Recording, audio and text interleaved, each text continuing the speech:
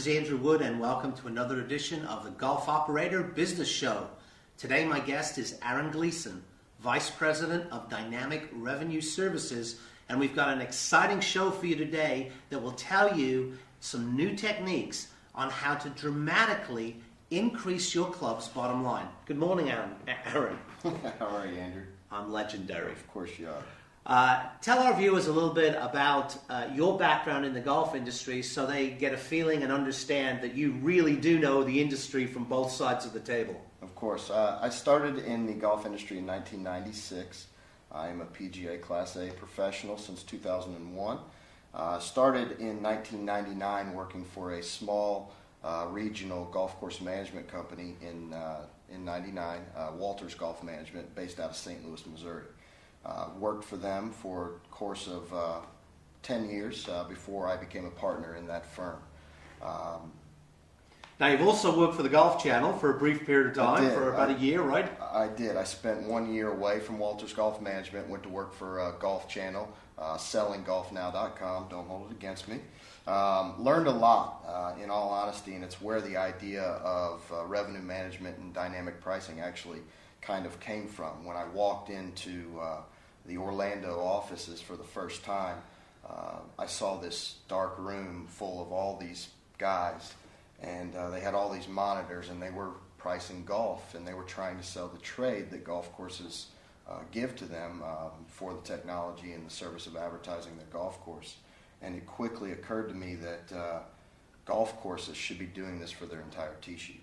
So you got 14 golf courses in the St. Louis market? Correct. And they're primarily daily fee. There's a couple of privates. We have a couple private, but the rest of them are daily fee. So you are facing the same challenges as everyone else in the golf industry. That's to say, increased competition, decreased play, discounting is rife. Mm-hmm. Prior to coming up with this concept that you're now using, what were the trends over the last few years, even among your clubs? Well, it was generally, like every operator, every good operator, they come to the determination that, in times of low demand, we need to lower our prices to try to entice golfers to come out and play our golf course.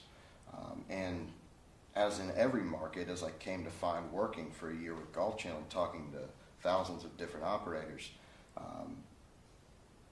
it's difficult and it's a challenge to discount without going too deep and without hurting the golf course itself. And ultimately, the trend of discounting is what we saw. And so, did you see, obviously, as you discounted, was there an increase in play? Absolutely. Was there a decrease in revenue? Absolutely there was. So you've increased your play, but you've decreased your revenue. Right, and ultimately what you end up is wear and tear on the golf course is difficult. Your staffing needs tend to increase. So ultimately what you end up with is increased expenses because you need to take care of the things on the golf course that get damaged or just the additional play. Also, you need additional cart staff, you need additional people behind the counter, you need additional food and beverage staff. So all of those expenses tended to rise while you were bringing in a lower fee from the average golfer who walked in the door. So when was it that you woke up one day and made the discovery that you could actually charge more than rack rate for specific tee times? How did that happen? Well, it really started back in 2006 for me when the Final Four came into St. Louis, and at that time I was behind the counter working as a golf professional at a golf course Dynamic Gateway National, which is 5 minutes from downtown St. Louis. And the Final Four was coming into town, and I looked at my partner now, Jeff Smith, and we said to ourselves, how are we going to take advantage of all these people coming into St. Louis? Because we know they're going to want to play golf. The games were all in the evening. They're going to be there all day. How are we going to take advantage of this? And we looked at each other and we said, why don't we just raise our prices by like $15? Just across the board, raise our prices by $15. And lo and behold, what happened? Saturday and Sunday, completely full. But the light didn't go off in our head to continue that trend. To say to ourselves... You're kind of waiting for the Final Four to come back before you did it again. That's exactly what we ended up saying. Well, how do we get more of these events to come in? Instead of actually looking at our tee sheet and picking out those times of high demand, which all golf courses have, and being able to capitalize on them in a smaller day part or time frame, if you will. So one of the things that was most interesting to me is that you found out in your market that people will gladly pay $8 more on the weekend for tee times that are on the hour. Well, why is that? So, in all honesty, I'm not sure. Other than the fact that just people tend to look for an 8 o'clock or a 9 o'clock. So we've ran some tests and experiments over the course of the last 18 months of the courses that we revenue manage and own and operate. And we've come to find that, the 752 is attractive, the 801 is attractive, but we've placed tee times at the 8 o'clock hour or the 9 o'clock hour and placed them at $5, $8 more. And we've watched consistently those tee times sell before the 752 and the 801 for whatever reason. Probably because people have in their head the tee time on the hour. I mean, nobody calls up and asks for 7:52, right. do they? That's they ask exactly for 8 right. o'clock. Mm-hmm. And so there's more demand on the hour, on your peak days, your Saturdays, your Sundays. Well, it's more than that. It's in every tee sheet, no matter where you are in the daily fee environment, even if you're in an area with a ton of competition that's overbuilt with low demand, whatever it may be, there are small day parts on your tee sheet that are more valuable than others. I mean, we see it all the time. Unfortunately, golf courses for the longest time have used what we like to call the variable pricing model, where they have a regular rate till 1 or 2 o'clock, and then after 1 or 2 o'clock they have a twilight, and if they're good operators, they have a late twilight after 3 or 4. So I think let's just clarify that, because I think a lot of people may feel they're doing some dynamic pricing, right. where really what they're doing is tiered pricing. Correct. So if your Saturday morning tee time is normally $60, maybe at 1 o'clock that drops to $40, mm-hmm. maybe at 4 o'clock it drops to $25. Right. That's really just tiered pricing, it's not dynamic pricing. That's correct. So generally the way that works is you see points of high demand, and that high demand, if your tee sheet opens at 6 a.m., maybe from 7 to 10 or 7 to 11. But the price break for the twilight doesn't happen until 1 or 2 o'clock. So from 11 to 1 or 11 to 2, you're wide open. And that's where the discounting has come in. People will still continue to charge, the $60 in that morning time frame, but then ultimately they don't change pricing until 1 o'clock. If they're good operators, they may send an e-blast out and say, hey, I want to discount my 11 to 1 because I can never fill it. But what they haven't really come to terms with yet is that 7 to 11 o'clock is worth more than $60. Generally speaking, if I talk to a golf professional or an operator, I can say to them, what would happen on Saturday morning if you had 10 8 o'clock tee times? They'll look at me and tell me, well, I could sell all 10 of them. Well, if you could sell all 10 of them, you're obviously not charging enough for the 8 o'clock. Right, and I think this is one of the interesting things that have come about in our conversations is the golf world in general feels that there's only one type of golfer out there, which is the discount golfer. But in fact, there are two types of golfers. There's the price-sensitive golfer for sure. We all know him. But there's also the time-sensitive golfer, the guy that works during the week, the doctor, the lawyer that's out there only on the weekends, the chiropractor, whatever, the professional. And that guy's willing to pay a premium to get that 8 o'clock time because he wants to get home for lunch, or he wants, on a Sunday perhaps, wants to get home to see the NFL. Right. And so he's willing to pay above rack rate for those times. And yeah. So the way that it generally works is one of the first steps in our revenue management system is we try to we take everyone off rate cards. So there really are no existing rates. Similar to if you're going to go book an airline or you're going to go book a hotel. There isn't a rates page that exists. Which is pretty radical for most people, but I'll tell you a funny story. I just did a seminar for the Wisconsin PGA, and people were going, well, really, can you get away with that? Mm-hmm. And it's funny because I looked at Jeremy, who'd booked me up there, and I said, what did you pay for your room last night? He said $89. I paid $149, and then you piped up $189. $189. Yeah. So obviously we've not got a price-sensitive shopper there. Well, I booked a little late. You didn't give me the details. Yeah, well, I booked in the parking lot while I was sitting there, so I think you got screwed, actually. Well, that's very true. That could very well be the case. But what we come to find is, without the rate card, the perception that the consumer has of discounting really is gone. You don't book a flight on Southwest at a really good price and say, man, I got a great discount. You say to yourself, I got a good deal. And it's similar in the golf industry. One of the biggest objections that we get when talking to golf professionals or talking to operators is, well, I don't know if the golfer's going to go for that. Golfer's not going to pay more than what he normally would pay. And the truth is the golfer is generally, especially the time-sensitive golfer, he's generally a traveler. He generally goes and books airlines, he books hotels, he purchases rental cars. Yeah. So he's very accustomed to the dynamic pricing methodology, and the dynamic pricing methodology is not new. It's been used by many different industries, most recently Major League Baseball. About a little over half of the Major League Baseball teams currently, including the St. Louis Cardinals, who, dear to my heart, lost the World Series to the Red Sox, but that's okay. I've been using dynamic pricing since 2011 and have seen great success with it. As a matter of fact, in 2012, their second year into dynamic pricing, they sold 200,000 less tickets than they did in 2011 and raised their revenue by 8%. So let's talk about the results you've seen. You've been doing this now for 18 months. Mm-hmm. You've been doing it at 14 different golf courses. Mm-hmm.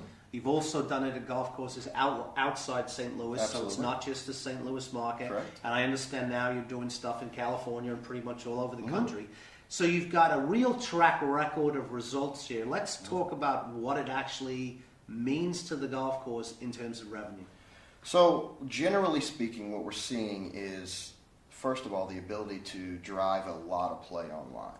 And if you look at the facility or the industries that are successful with dynamic pricing, most of that booking is done online. So that's kind of step one. We want to drive as much play online as possible so that we can collect data, so that we can reduce the number of phone calls that come into a golf shop, so that we can control the pricing better and give a good sampling to the consumer of what the different prices are throughout the day.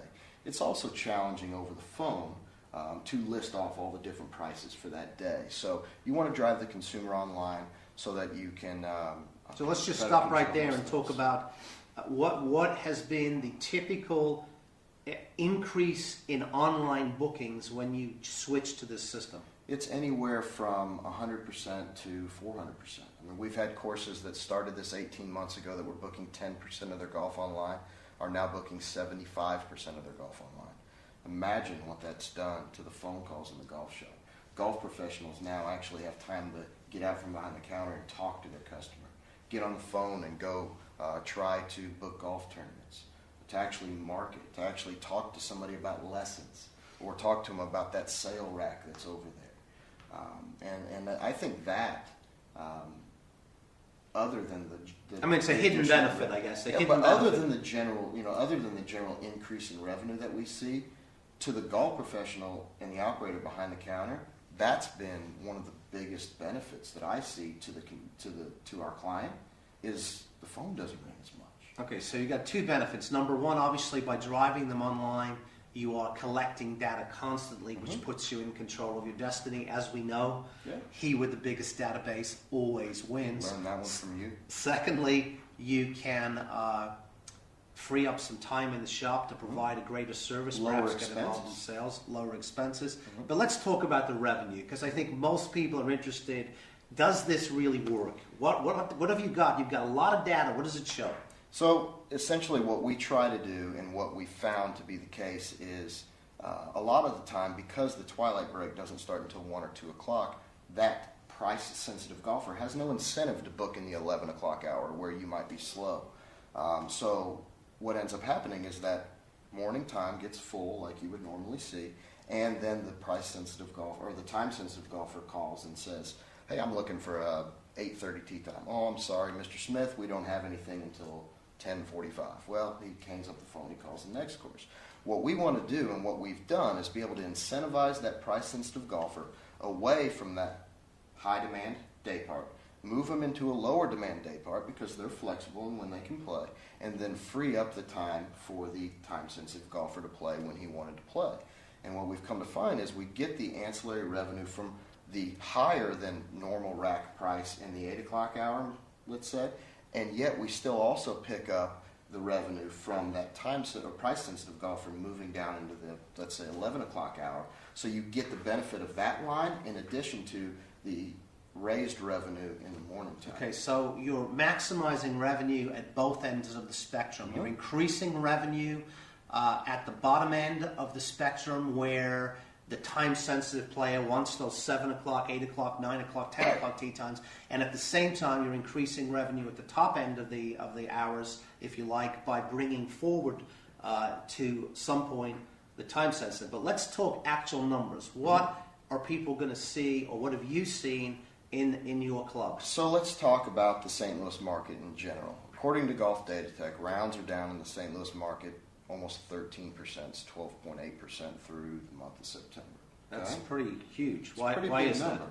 Well, weather, we had a very, very wet So spring. weather related? Absolutely. A very wet spring. Obviously, the economy's not back to where it needs to be. Right. But weather, I would say, is the largest determining factor. Okay. What we've seen at the courses that we operate in that market is anywhere from courses year over year that are 5% down, which, granted, isn't phenomenal, but they're not 13% down. So an 8% increase year over year where the market stands. Right. We also have facilities that are upwards of 10% year over year growth in rounds and revenue, which is a huge number when you consider based on the market average of golf being down almost 13%. It's a 23% increase. Those are big numbers. 23% increase over the market. Over the market, correct? Over the market average. So what would you say is an across-the-board average for your clubs? Are they up 5%, 7%? What's going to the bottom line? Generally speaking, we're up about 4% at the 12 daily fee courses that we operate in St. Louis. So you're up 4% in a market that's down 13%. Correct. So that's a big difference. They're big numbers when you consider a golf course, let's say, that does $1 million in revenue, and they're able to be up 4% year over year while the market's down 13%. Those are substantial numbers. Right, exactly.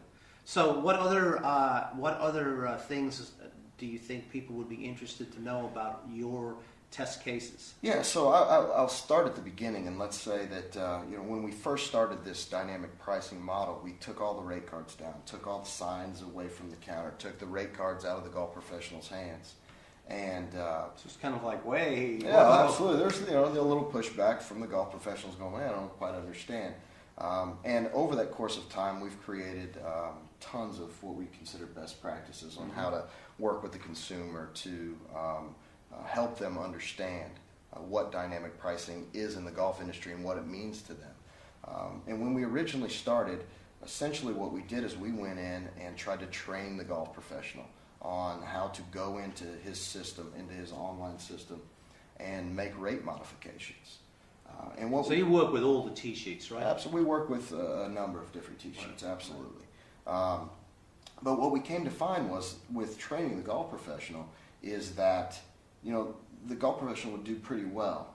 3 or 4 days, he would go in, he would price the golf, but then he would have a day off, or he would have a big tournament. And what we would see is he wouldn't go in and make those price adjustments. So you would get back to static pricing for 2 or 3 days. And so we could watch revenue go, and we'd watch it dip, and then we'd watch it go back up when they got back in there, and we'd watch it because they just don't have the time to do it effectively. Didn't have the time to do it effectively. So at that point in time, that's really when the light bulb came off for us, and we created the dynamic revenue services kind of model, and created an office where we have people full-time doing nothing but with 3 monitors, pricing golf all day long, and that's what we do. So what type of things would you look at in a marketplace? If you went into a new marketplace, if you went into Orlando, let's say, what type of things would you look at? Obviously, you look at weather, you look at competition. What are some of the other factors that drive play or not? Right. So we look obviously at historical data. Historical data is big. So one of the first steps that we have with an operator that comes on and is going through the onboarding process is we go in and go into his tee sheet, run a bunch of reports, look at high demand utilization areas, low demand utilization areas. We also look at something that's pretty new to the industry, but not new to the hotel industry at all. It's what we call RevPAT, which is revenue per available tee time, which is a huge metric in our eyes as opposed to average rate. Average rate is part of the picture, but RevPAT is a bigger part of the picture because RevPAT takes into account utilization. And it's something that the golf industry hasn't looked at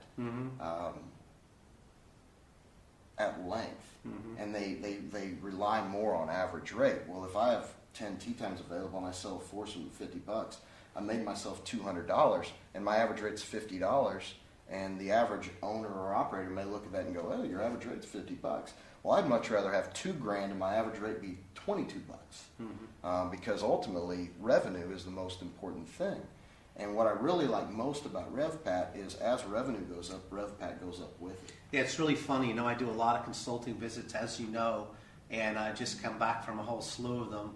And if I go to a private club, the first thing they say is they tell me how many members they need. And if I go to a daily fee club, the only thing they talk about is how many more rounds they need. And of course, it's really completely immaterial. What they need is more revenue. They don't need more rounds. Correct. That's absolutely right.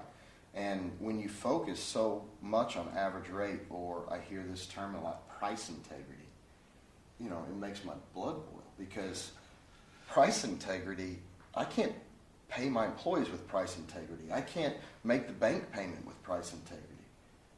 I can make the bank payment with revenue. So what we've come to find and what we come to realize is that tee time, that 10 o'clock on Saturday or Monday or Tuesday, whatever it is worth what the market will pay for it. That's it. But in many cases, it's worth more than they're charging Absolutely. for it. And that's where we are. Right. That's where our operators and what we're doing, that's the level we've gotten to, and that's the level that most operators haven't gotten to, which is, look, in times of high demand, I can charge more. And it goes back to actually a story that when I was behind the counter, I used to have guys walk in all the time in the middle of the winter, and it'd be 30 degrees outside, 40 degrees, whatever it was. And a guy would walk in, it'd be overcast, and he'd say to me, "Hey, you gonna give me a discount today because the weather's so bad?" And I'd look at him and go, "I don't know, can I charge you more when it's 75 and sunny?" And we'd both get a giggle out of it, right? Well, you can. Right. It's a better product. Right. There's higher demand. There's more Right. people that want your golf course. Yes, you can charge more. Right. Cool. So let's just wrap up by going and looking at a couple of the other factors, because most people might think, well, gee, I can do this myself, but it's quite intricate. I mean, you're looking at sporting events. We're looking at sporting events. We're competition. looking at, and you taught me this as well, the business that we're in is the entertainment business. So everything that takes someone's time or money instead of going to play golf is your competition. So if there's any events going on in your city or your town, that's going to take away from the demand in your golf course. So we're looking through online newspapers. We're looking through any of the events that are going on in the town. We're talking to the golf professional and the staff on a relatively daily basis to try to come to find if there are other things going on. One of the things that doesn't make a lot of sense is that golf courses set their prices 9 months in advance without the ability to really change. I mean, once you post $50, you're never going to get more than $50. So in our world, you're not posting $50, you can go up. If the course across the street that's your biggest competition, let's say it's the middle of July and their greens die, you think that's going to affect your demand? Absolutely it is. But if you posted $50, you're going to be full around $50. In our model, you might be full at $64. Right, that's good. Well, hey, it's been really interesting chatting My with you. I pleasure. think this is kind of a revolutionary concept to the golf industry, even though obviously it's been in use for 20 years in all the other industries we all use, the airline industry, the hotel industry, the rental car, concerts, sporting events. Yep. And I think this could be a game changer for some courses. StubHub's the perfect example. You talked about concert venues. I mean, go on StubHub and look at the different prices that you can charge. For the same People event. People are constantly testing the market on StubHub, and we can do the same types of things for your golf course. Thanks for your time. Appreciate it.